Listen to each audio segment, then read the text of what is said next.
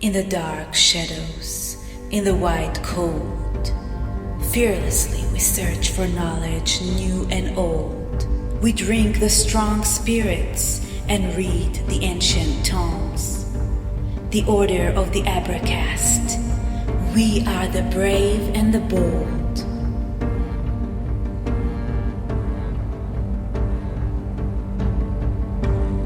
The Abracast. Occult, history, conspiracy, and violence.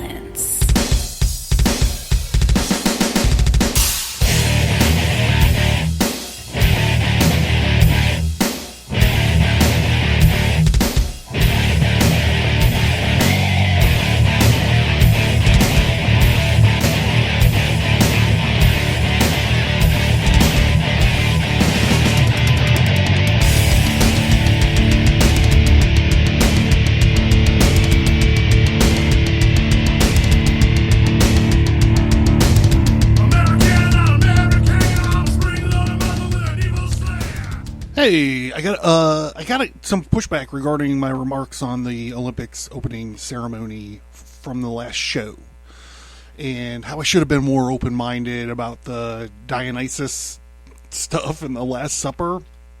And I, again, refuse to go much deeper on this topic because it's pretty low-hanging fruit, in this space that we're all, occupying,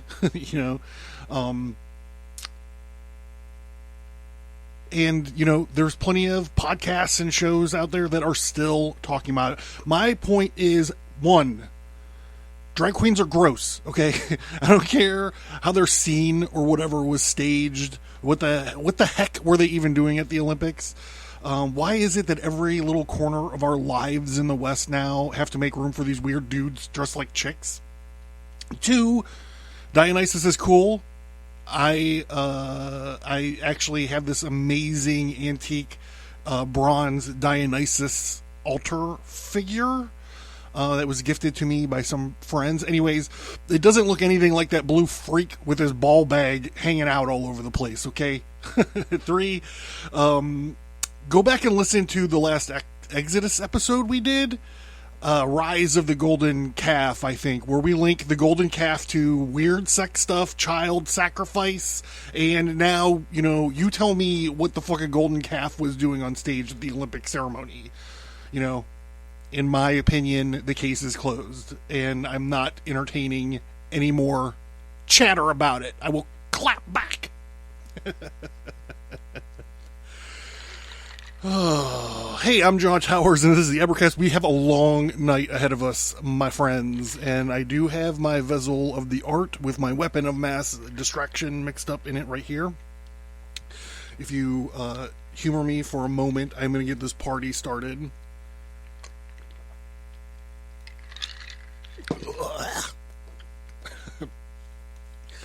So... things are moving very fast, and the lines are crisscrossing, and they're running together so fast, I feel like I can't keep up. This is a little streak. This is the third episode in 3 weeks, so I feel like I'm on track, and I'm rededicating myself to the podcast. And I'm going to try to walk us through all these tough times that are ahead, and failing that, the least I can do is continue to track, document, and talk about the implosion of the Western civilization that we've been talking about this since like the beginning of COVID. That's when I lost, when they were like, yeah, America's just going to lock down, okay? And I'm in my basement and I'm looking at all my guns and I'm like, yeah, right, we're just going to lock down, bro. That's going to work out. And then like a year into this, I was like, well, maybe I'm wrong. Maybe I don't really understand Americans because this shit is crazy. So that's when I lost faith. Everybody. I lost fucking faith.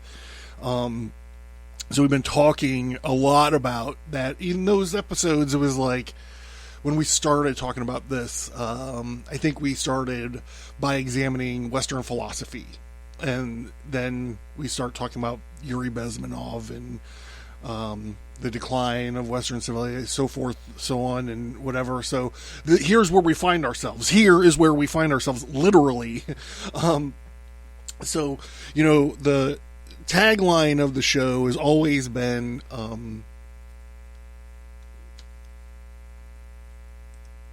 cult, history, conspiracy. So this episode is, it's not really history because it's more like current events, but I want to learn, I want to shine a light on something that's going on. It's been going on, you know, I don't know, for a generation, I guess. And, you know, it's been going on for a generation, but we can now see some correlations between what's going on here versus what's going on there. And of course, I'm talking about Venezuela. So you're like, what the fuck are you talking about Venezuela for? So, in 1992, Venezuela became the third richest country in their hemisphere. In 1997, sounds like a random factoid.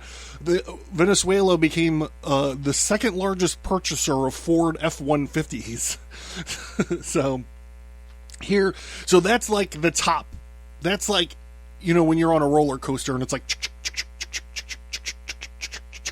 that last is 1997. Venezuela became the second largest purchaser of Ford F-150s. And then the car goes, the little railroad car, the roller coaster car, you know, tips. And now here's the business end of the roller coaster. In 2001, Venezuela voted for socialist president for his platform was, quote, income inequality. 2004, private healthcare is completely socialized. And this is something we talked briefly about last episode, I believe. They packed the Supreme Court. They packed it. And we're going to talk about that right now. HRW.org. Venezuela. Chavez allies pack Supreme Court. So, for context, at the tail end of World War II, FDR actually tried to pack the Supreme Court. That was the last time this has been accomplished. And I theorized that Biden going into like this lame duck part of his presidency, because he stepped down from trying to get reelected, is now going to be free to kind of fuck everything up. He's going to be able to do like all the shit that, you know, they really, really want to do. They want to try to do it. And this is one of those things that they were talking about before he stepped down. And now I think it's just going to be, you know, attempted. I think it's going to be, they're going to try to do this. They are going to try to do it. A lot of legal people say, well, it's a DOA, like the way the legislature's composed right now, like it's too even, like it's never going to go forward. But I don't know. Let's just examine the possibilities. The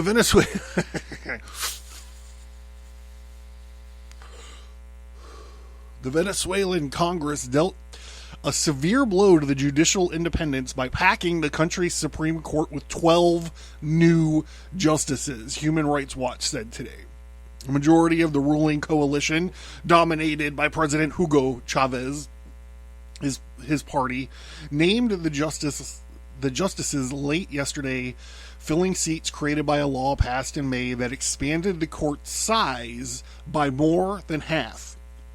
5 years ago, President Chavez's supporters helped to enshrine the principle of judicial independence in a democratic constitution, said Jose Miguel Vivanco, America's director at the Human Rights Watch. Now, by packing the country's highest court, they are betraying that principle and degrading Venezuelan democracy.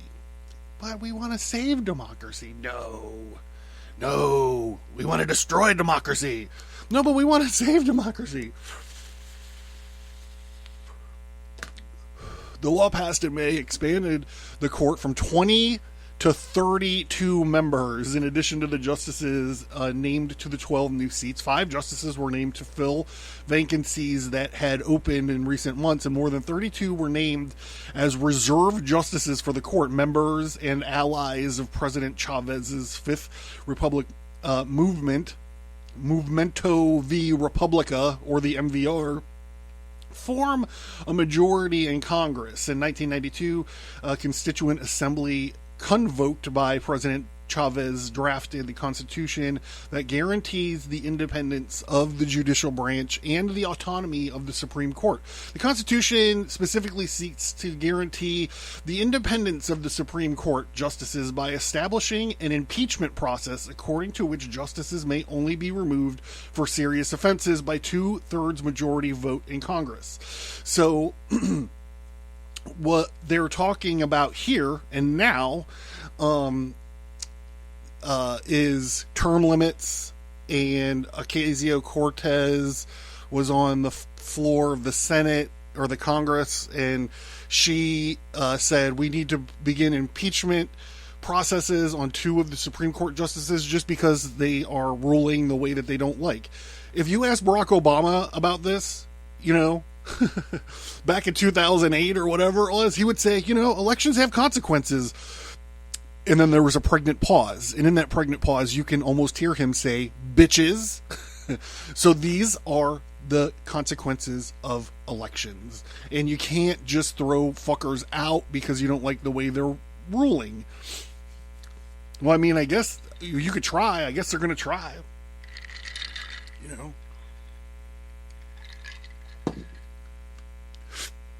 In May, President Chavez signed a court-packing law that allows his government coalition in the legislature to obtain an overwhelming majority of seats in the country's highest court. The 17 new justices and 32 reserves were selected yesterday by a simple majority vote of the governing coalition, which did not reveal the names of the nominees of the opposition members of Congress until the time of the vote. And you can talk about why besides them ruling on shit that the wrong way, the quote wrong way unquote. You're also going to see the argument being made, or the tactic being used, if someone other than Kamala Harris or whoever their nominee is going to wind up being, I'm not really convinced it's going to be Kamala Harris, but if whoever they choose, if that person loses, it's going to court, bro. That's what they're all signaling with all this Supreme Court talk. So we can pack it now. So when it goes to court, it's packed full of our dudes or dudettes. The political takeover of the Supreme Court, that's exactly what it is, will compound the damage. The way that it works now is the president appoints or nominates, for approval, the Supreme Court justices. And so they match they match the demographics or the winners and losers of the court. The problem is with the Democrats, they always stay in for too long. You'll see this over and over and over again. Ruth Bader Ginsburg, it's just, I'm not a Supreme Court watcher, so I don't know how much more time I'm going to spend on this. Oh, it's almost over, so I'll spend the rest of the time on it. The political takeover of the Supreme Court will compound the damage already done to the judicial independence by policies pursued by the court itself. The Supreme Court, which has administrative control over the judiciary, has failed to provide security of tenure to 80% of the country's judges. In March, the court summarily fired 3 judges after they had decided politically controversial cases. Chavez, it's like the playbook. Someone's read this article. Chavez supporters have justified the court-packing effort largely as a response to pro-opposition rulings in a deeply divided court, such as a highly questionable decision that absolved military officers who participated in the 2002 coup. President Chavez and his supporters should be taking steps to strengthen the judiciary, Vafanco said. Instead, they are rigging the system to favor their own interests. So what's next here? In 2007, Venezuela says all higher education becomes, quote, free, unquote. You know, kind of like somebody ignoring the Supreme Court and, you know, forgiving a bunch of college loans. Not my college loans.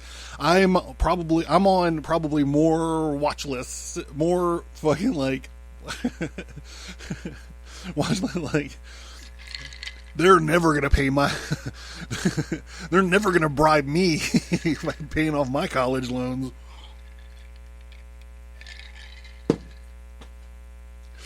2009, socialists banned private ownership of guns, except government-sanctioned militias. They call them the collectivos.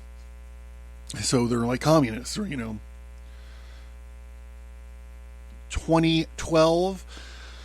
Oh, this is one of my favorite Bernie Sanders moments. Bernie Sanders praises the Venezuelan, quote, American dream, unquote, as political situation in Venezuela deteriorates. An editorial endorsed by presidential hopeful at the time, Senator Bernie Sanders, independent, Vermont, that praised the socialist country as a place where the American dream is more apt to be realized, unquote, in 2011. These days, the American dream is more apt to be realized in South America, in such places as Ecuador and Venezuela and Argentina, where incomes are actually more equal today than they are in the land of Horatio Alger.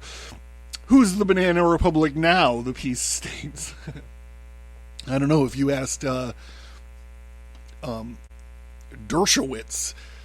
We have more and more bananas on the Banana Republic scale every day.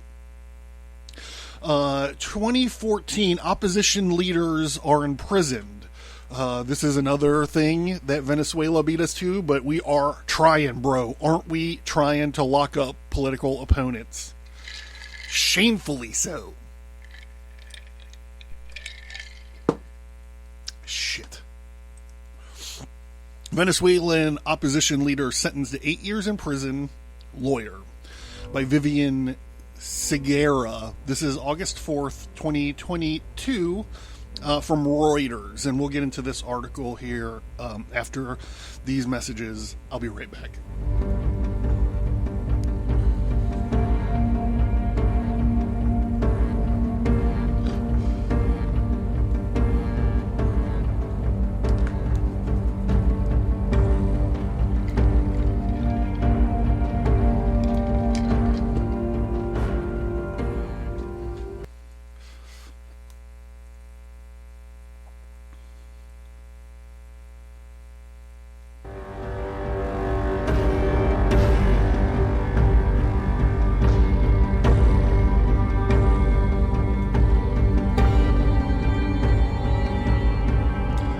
Welcome back to the Abracast. I'm your host, John Towers, and this is, you know, it can't always be about wizards and blowjobs, everybody. It just can't. Sometimes we got to talk about the hard topics. Here we go. Caracas, August 4th. Former Venezuelan opposition lawmaker Juan Requesens was sentenced to 8 years in prison for alleged involvement in a 2018 explosion of 2 drones at an event attended by President Nicolas Maduro. His lawyer said on Thursday one of 17 people received sentences over the incident. Requesens' family and opposition leader Juan Guaido consider him a political prisoner and have denied involvement in the case. Requesens was detained for about 2 years between 2018 and 2020. cases which stem from explosions that rocked a military event where Maduro was giving a speech. Maduro has said Requesens was named by people arrested in the case. Well, I mean, I guess, I don't know, being held in a Venezuelan torture dungeon, who knows what you're going to say. Government, and the only reason I say Venezuelan torture dungeon is because wherever socialism is, you will find torture dungeons. Period. The government says the incident was a failed assassination attempt planned by Colombia, the United States, and the Venezuelan opposition involving drones carrying explosives. Colombia, the United States, and the opposition have denied any involvement in this and other plots alleged by the Venezuelan government, leaving the hearing in the judgment of Juan Requesens, who was sentenced to 8 years for the crime of conspiracy, his lawyer said, Joel Garcia. Tweeted on Thursday morning without giving further details. 17 people were convicted on Thursday morning. Attorney General Tarek Saab said in a statement on state television without naming them, 12 of the 17 people were sentenced to 30 years for crimes such as murder and treason, Saab said. 5 of the accused were sentenced to terms of 24, 20, and 16, 8 and 5 years respectively for terrorism and conspiracy. Opposition leader Guajardo condemned the sentencing for Requesens on Twitter. The dictatorship kidnapped him and kept him deprived of his liberty and his persecution mechanism against a whole society. The family of National Guard General Hector Hernandez da Costa, who was arrested in 2018, said he was sentenced to 16 years in the same case. He is innocent, the family added. So there we go with that. Here it is. Sorry. So, if we talk about this series of stories here, this idea, and if we want to think about it practically, like what, these, if these things are coming our way, if they haven't already been here, what can we do to prepare? Well, we can't educate our people. It's clear that the education system has failed, and I just look around YouTube and it's quite clear. So Jefferson said that in order to keep a democracy, you have to have an ethical and informed population. So we have neither. We don't have an ethical population, generally speaking, in my opinion, and we don't have an informed population. Our news, for the most part, is lies. Like they're not even trying to lie anymore. Like Democrats come out and they say, "Hey, Kamala Harris is going to be your nominee," even though no one nominated her. She may have got like one delegate the last time that she ran for president. Like no one elected her, no one nominated her, but they're like, "Hey, let's go. She's going to be our dude." And like the second that happened, here's the wild coordination, right? The second that happened, news stories and stuff just started getting deleted offline. Like, no. Oh, no. Fact check negative. Kamala Harris was not the border czar. Meanwhile, flash backwards to Axios in 2020, and they're like, Kamala Harris is going to be the best border czar in the world. So it's like, we can't fix that. Like, that's done and over with. Like, we're doomed. We're fucking doomed. But the things that we can kind of prepare for, right? And this is the stuff that I've been talking about, for a while now. It's time to be the first sergeant of your house. Get the beans, get the bullets, and get the Band-Aids, and fucking get ready to go. And the reason I'm doing my little prepper message right here is because in 2016, Venezuela had a food and healthcare shortages that became widespread. And,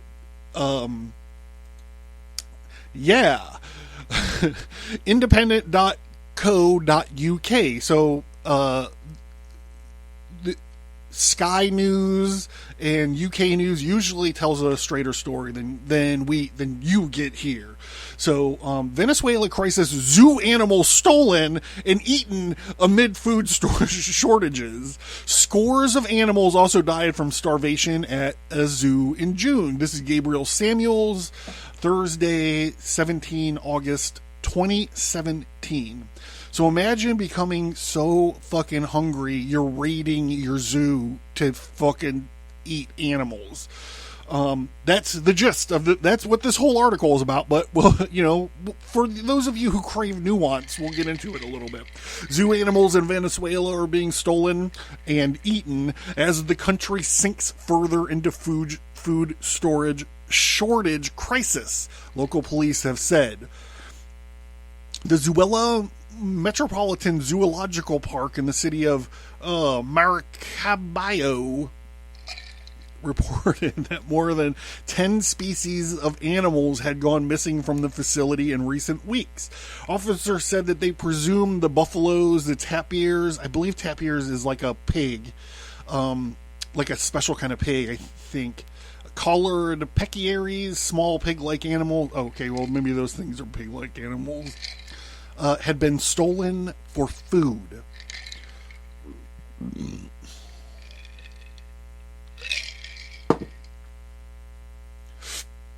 Leonard Nunez, the head of the zoo, said that he believed the animals had been stolen by drug dealers who later sold them on the black market. They take everything here, he told local reporters. The end of July, it was reported that up to 50 animals had starved to death at the zoo in Caracas this year because they had not eaten for weeks. Staff reportedly fed mangoes and pumpkins to the lions and the tigers in the zoo to make up for reduced meat rations. The elephants were fed with tropical fruit rather than the usual diet of hay. Meanwhile, their usual diet of hay — they couldn't afford hay to feed the fucking elephants. It's got to be a lot of hay. That's all I'm saying. Meanwhile, Venezuelans are believed to be regularly skipping meals, waiting in lines at supermarkets for hours as food stocks continue to dwindle. In June, more than 400 people were arrested after looters and rioters ran through scores of shops and markets in the capital city, stealing food. 3 in 4 Venezuelan citizens report suffering involuntary weight loss due to the shortages and have lost an average of 19 pounds, according to a recent report. President Maduro, who took over from Hugo Chavez after his death in 2013, has blamed the country's woes on an economic war waged by local opposition leaders and, of course, the USA. Many Venezuelans have resorted to traveling over the border with Colombia to buy basic supplies. So I want to just talk here a little bit about food storage. And I don't have a sponsor. I don't have a link as far as food storage is concerned. Emergency food storage. I'm not. This is not a commercial. What I'm saying is, when you look at this story, this history, what's going down, in Venezuela over the last, since the 1997s, and imagine being in that situation. Imagine your family's in that situation. You're supposed to be looking after your family, and your family's in a situation where there's all these food shortages, and you're stuck. You're stuck looting and rioting and stealing fucking pigs from a zoo to fucking feed your family. So what I propose is, if you guys haven't done this already, you should think about, getting some emergency food storage. So, without getting too far into all my shit that I have going on, I have a multi-layered emergency food program. I have commercially bought emergency food.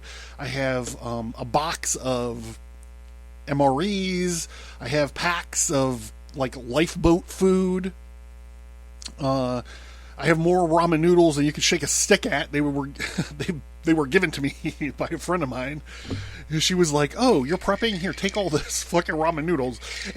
But the emergency food buckets that they have, like the commercial ones, are pretty expensive. They're way outside my price point for the speed in which I wanted to accumulate these things, right? So, I did a little bit of research about long-term food storage, and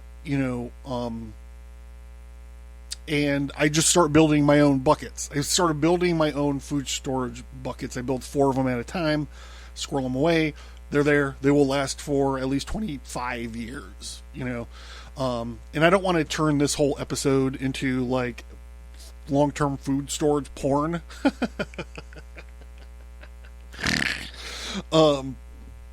I don't know. Maybe I could publish my packing list on the website or something, like get the idea of what is in the bucket. I don't know. If you guys are interested in that, just hit me up. Annoyingly so, my website has a chat feature on it, so you can just reach out to me there. It's very bizarre.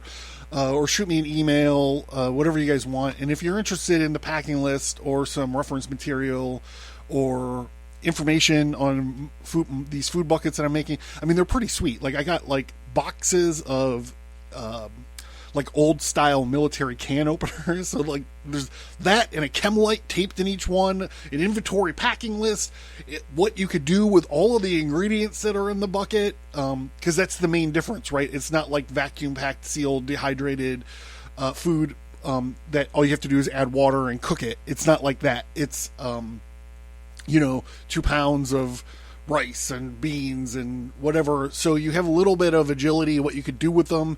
There's enough stuff to make like a little loaf of bread in each bucket. Each bucket generally should last 2 people a week. And it's not, you're not going to get,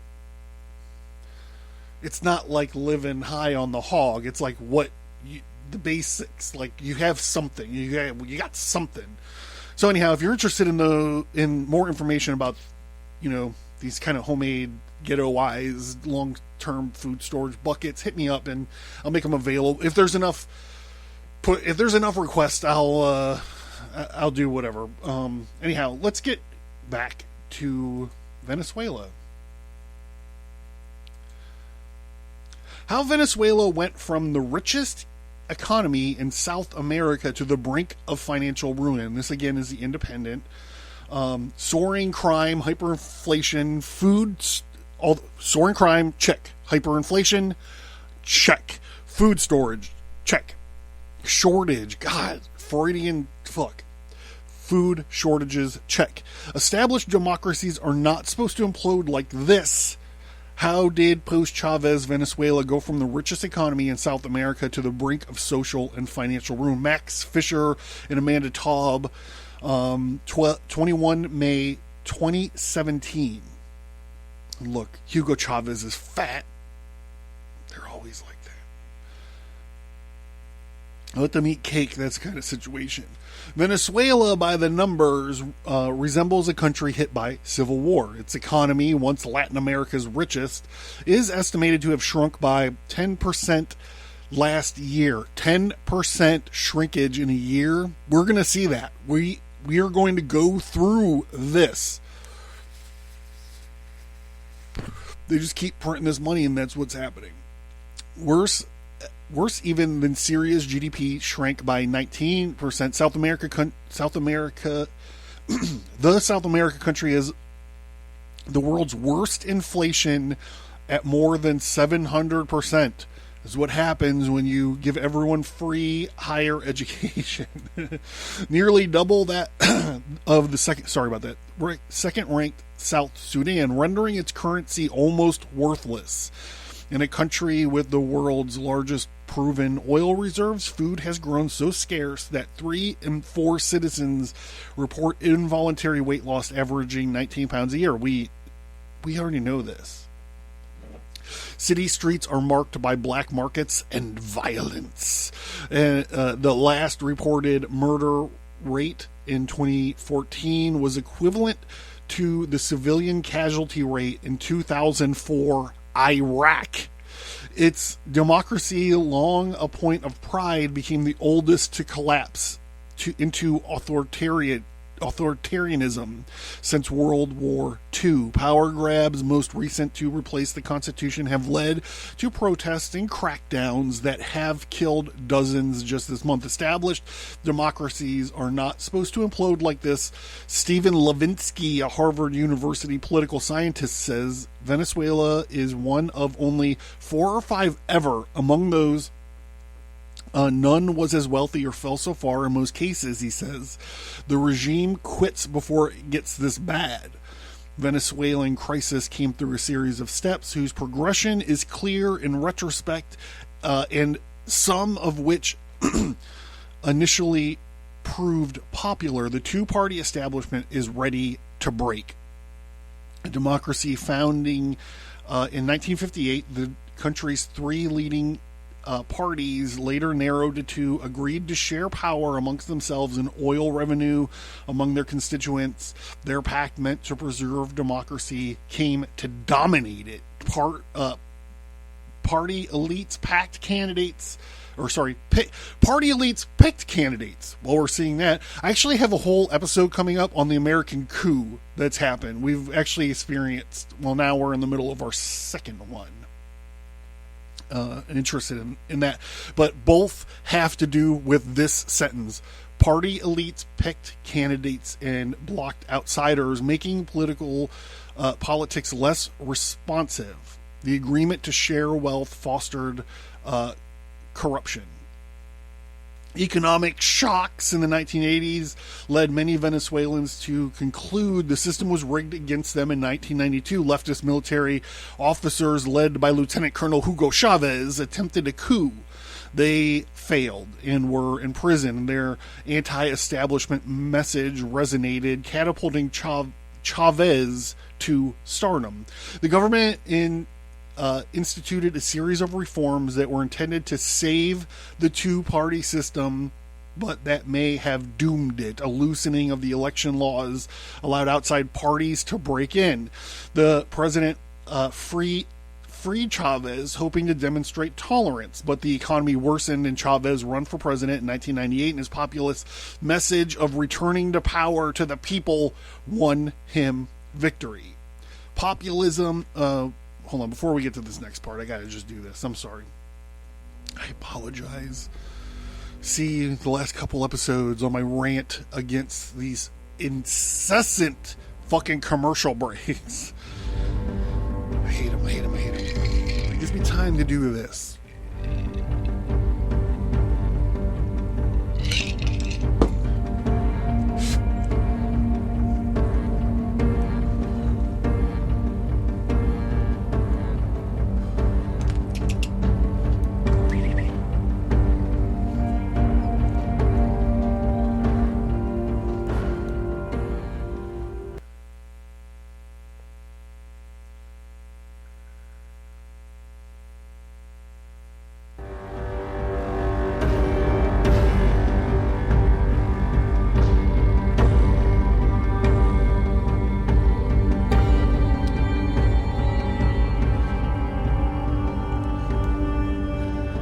Mean food. I mean, you should have like a military style like storage crate full of kitchen stuff and bathroom stuff and water. Another one with water purification stuff. And another one with ramen noodles. Apparently, you should have a Pioneer box in your basement or in your shed filled with chainsaws and circular saws and all shovels. Pry bars. You should be thinking about all this stuff, now. I'm afraid, dear listeners, that if you don't, you or your family might be the ones rioting and looting and fucking stealing pigs from a zoo, and all that is not. It's not necessary with just a little bit of foresight and. I hear that like prepping and stuff is getting mainstream, and I hope that's true. I hope I am preaching to the choir.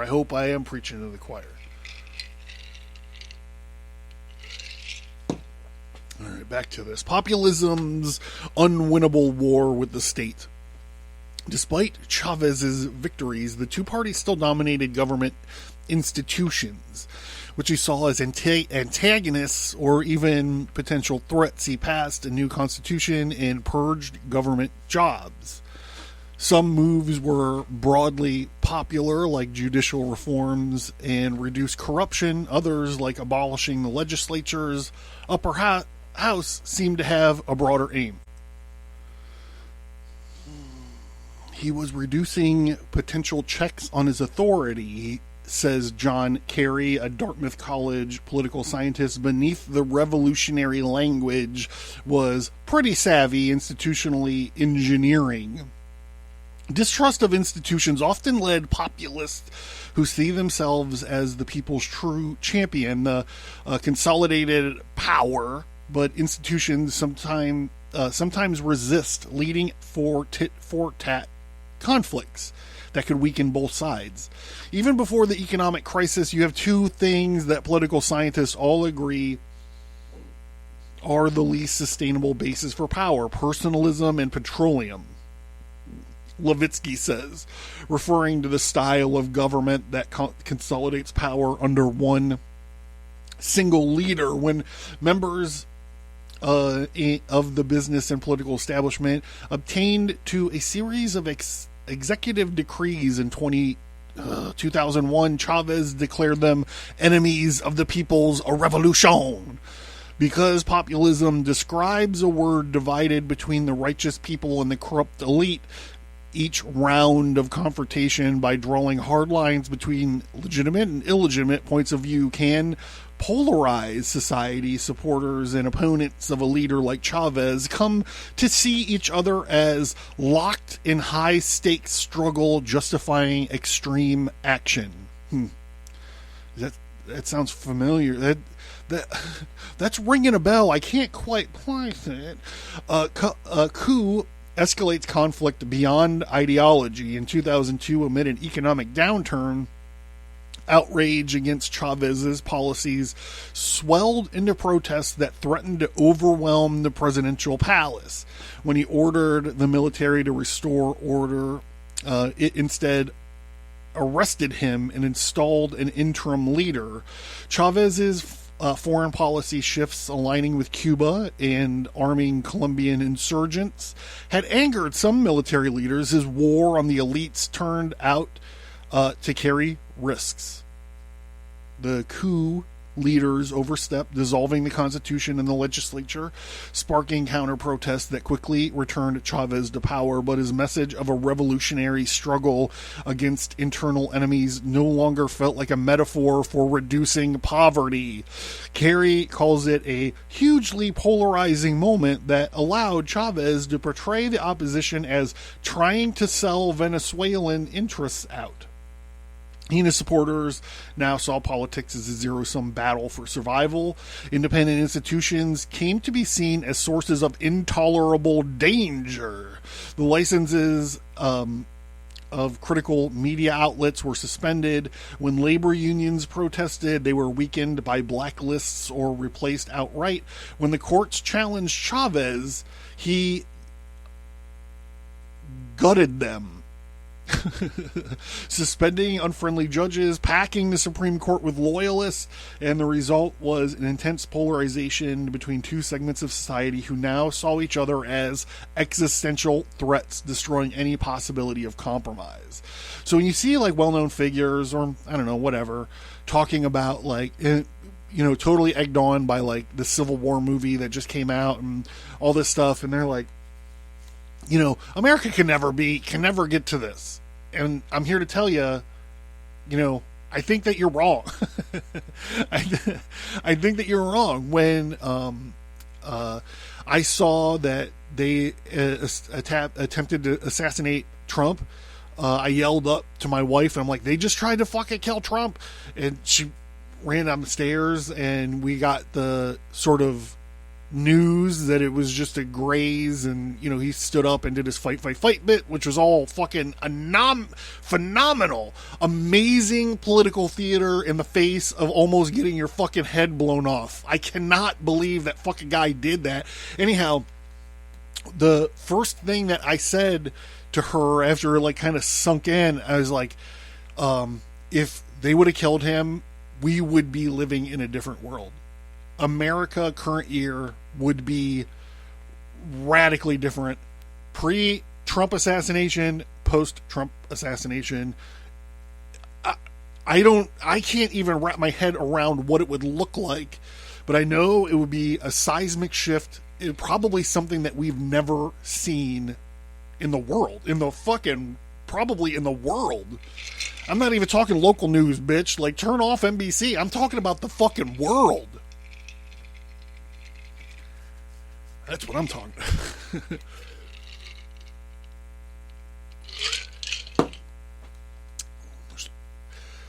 2.5 guns in this country for every person. Just think about that. Oh my God, I've been yapping too much. I'm so far behind. Shortly after the coup, Chavez faced another battle that would prove just as fateful. Workers went on strike in the state-run oil firm, Petróleos de Venezuela, which he had long denounced for its association with business elites in the United States. The strike threatened to destroy the economy in Chavez's presidency, but it also presented an opportunity to stave off another uprising. After the strike collapsed, he fired 18,000 PDVSA workers, many of them skilled technicians and managers, and replaced them with some 100,000 supporters. Much of the firm's operating budget was diverted into programs for Chavez's political base, payoffs for government cronies, and subsidies to keep his promises of affordable food.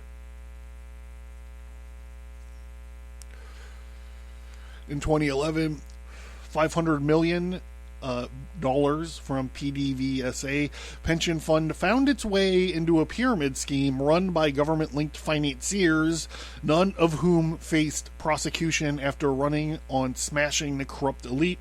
Chavez had merely established his own. An oil company, PDVSA, was ruined. Production dropped despite a global boom in oil prices.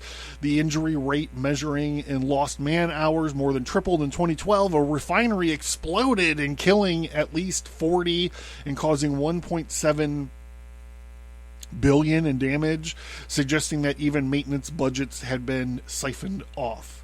Its cash reserves depleted, and development projects stalled. PDVSA, and by extension the Venezuelan economy, was left without a cushion when oil prices dropped in 2014.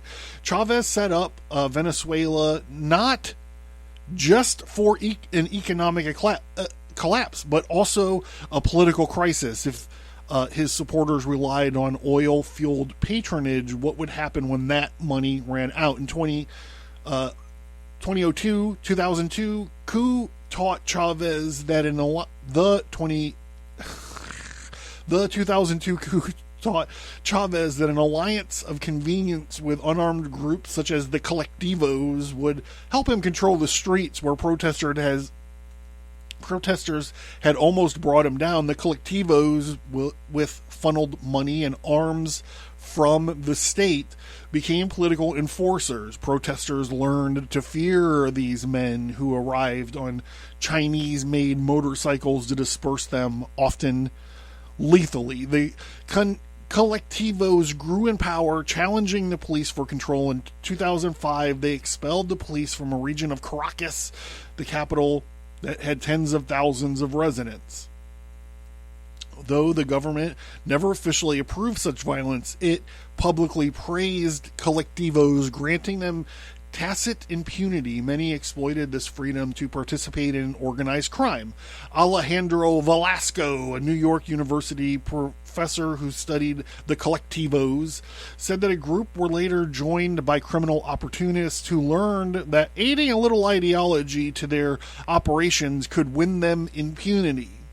Criminal and lawlessness flourished, spiking murder rates. President Nicolas Maduro, who took power, then Chavez died in 2013, inherited an economy that was in shambles and a tenuous support among elites and the public. In desperation, he parceled out patronage, the military, with which he had less sway than his predecessors, got control of the lucrative drug and food trades as well as gold mining. Unable to pay for subsidies and welfare programs, Maduro printed more money. Sound familiar? You know, we're sending like $80 million fucking dollars to the Taliban every week. Can you fucking believe that?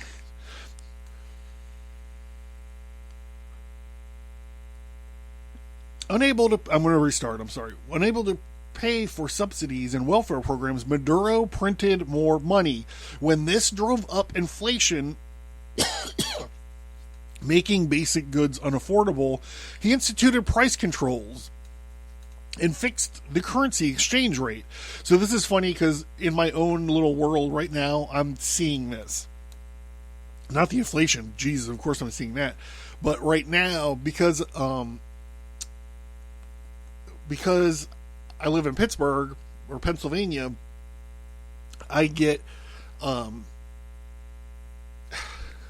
campaign commercials constantly blasting into my face, and one of them is this Democrat named Bob Casey, who's a big Biden guy. He voted with Biden 99% of the time or something like that, and right now his campaign commercials, his campaign ads are him going, you know, I'm going to go after the cereal companies because they're making cereal smaller and putting them in smaller boxes. I'm really going to go after these companies that are charging you more money because they can't afford gasoline.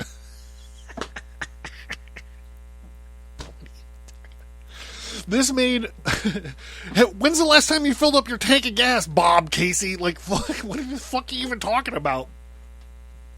I'm going after big food because they're charging you more money because they can't afford anything. Oh, my God.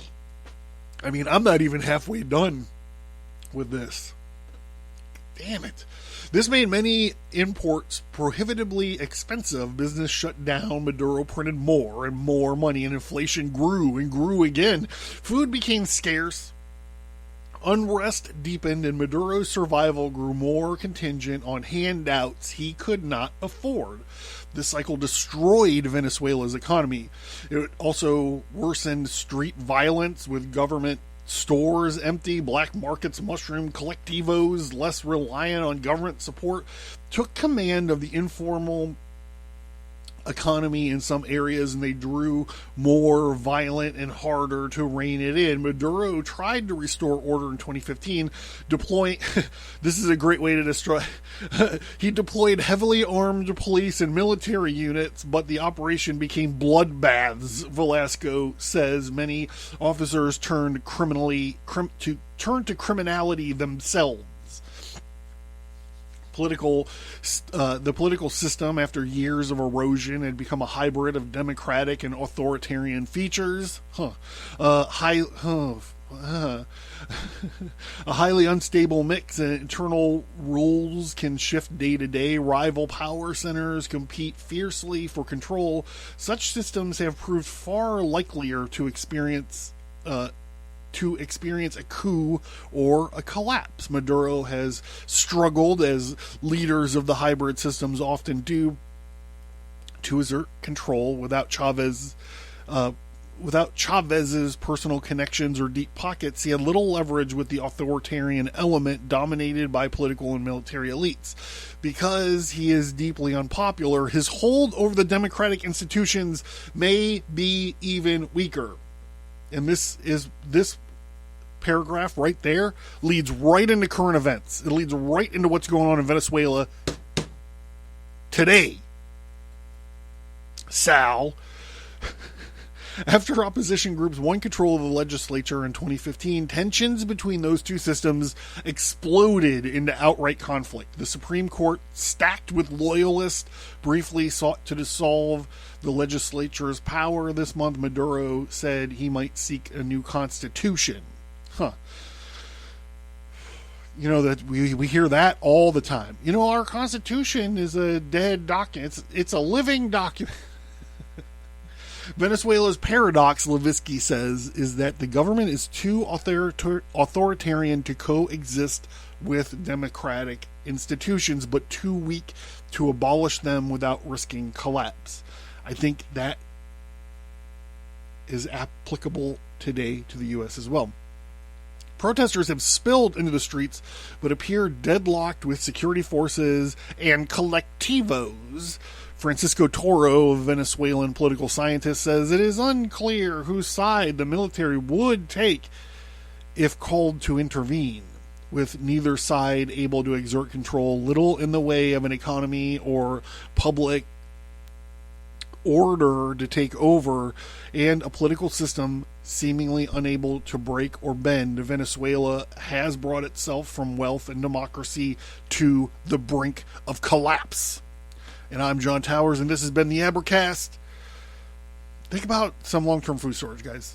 Be the first sergeant for your house. Buy some bullets, and buy some beans, and buy some bandages.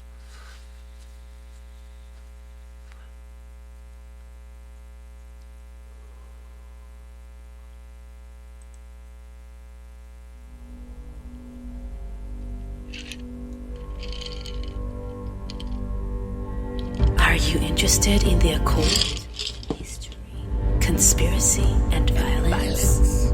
Learn more at Abracast.com and visit the storefront for tarot cards, merch, and books.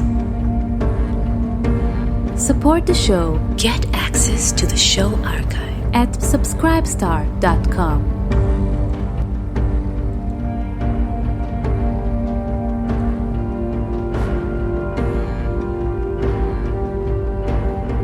Thank you for listening to this episode.